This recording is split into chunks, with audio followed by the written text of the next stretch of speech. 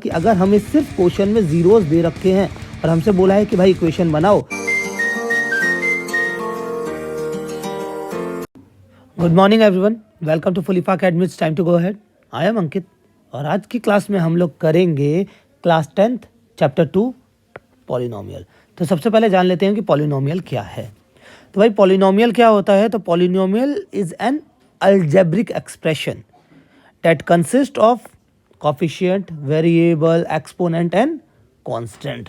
तो ये हमारी एक इक्वेशन है जिसमें हमारा जो x और y पार्ट जो हमें नहीं पता होते उन्हें वेरिएबल कहते हैं, जैसे कि आप लोगों को पता ही है। पावर को एक्सपोनेंट कहते हैं, वेरिएबल के साथ जो नंबर होता है उसे कोफिशिएंट कहते हैं और जिसके साथ कोई नहीं वो कांस्टेंट है।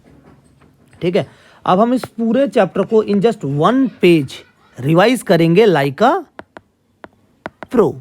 ठीक है भाई, आ जाओ। तो सबसे पहले क्या है, लीनियर वाले पे आते हैं कि लीनियर पॉलिनोमियल। तो लीनियर पॉलिनोमियल आपको पता है कि सिंपल रहेगा ax प्लस बी। ठीक है, तो लीनियर पॉलिनोमियल में जीरोस कितने होते हैं? तो लीनियर पॉलिनोमियल एक्स एक्सिस को सिर्फ एक पॉइंट पे काट रहा है, तो इसका मतलब इसमें कितने जीरोस रहेंगे? हमारे एक रहेंगे।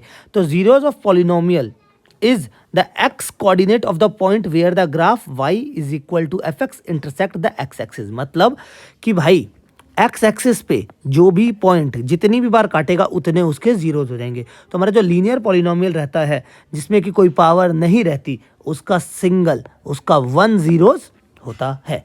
ठीक है भाई, अब आ जाते हैं हम क्वाड्रेटिक पॉलिनोमियल में जिसमें कि पावर रहती है स्क्वायर। ठीक है, जिसमें कि पावर रहती है स्क्वायर।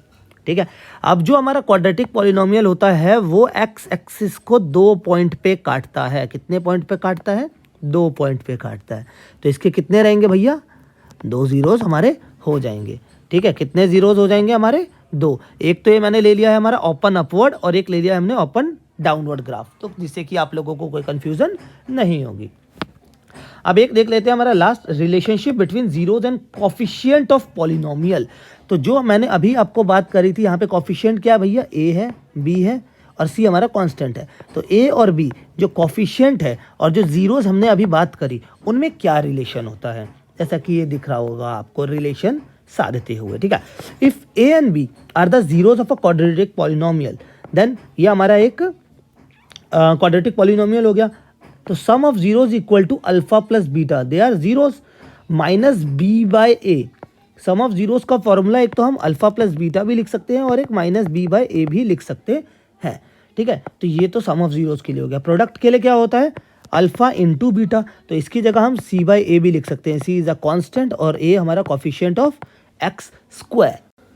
ठीक है भाई, ये तो बात हुई हमारी सम ऑफ जीरोस और प्रोडक्ट ऑफ जीरोस की। अगर ये जैसा हम जानते हैं कि ये हमारी एक जनरल क्वाड्रेटिक इक्वेशन है, अगर हम सम ऑफ जीरोस जो हमारा ये है अल्फा बीटा और प्रोडक्ट ऑफ जीरो जो अल्फा बीटा है, अगर हम उसे एक क्वाड्रेटिक पॉलिनोमियल की फॉर्म में लिखें तो कैसे लिखेंगे? कैसे लिखेंगे? तो उसका फॉर्मूला होगा x square minus sum of zeros x plus product of zeros. तो ये हमारा हो जाएगा कि अगर हमें सिर्फ क्वेश्चन में जीरोस दे रखे हैं और हमसे बोला है कि भाई इक्वेशन बनाओ, तो ये फॉर्मूला याद रख लो, जीरोस पुट करो और फॉर्मूला बना लो, आपकी इक्वेशन बन जाएगी।